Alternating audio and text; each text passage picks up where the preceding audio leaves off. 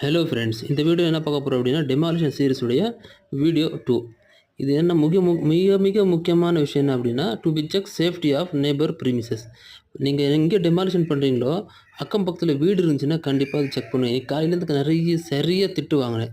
ரொம்ப பயமாகவும் இருக்குது இந்த வீடியோ போடுறதுக்கு, காமெடியும் இருக்குது. என்னென்னா இந்த இப்போ இருக்கிற எல்லா இதுலேயும் மிக முக்கியமானது டெமாலிஷன் பண்ணும்போது அக்கம் பக்கத்தில் இருக்கிற வீடை எந்த கண்டிஷனில் இருக்குது அது கண்டிப்பாக செக் பண்ணணும்.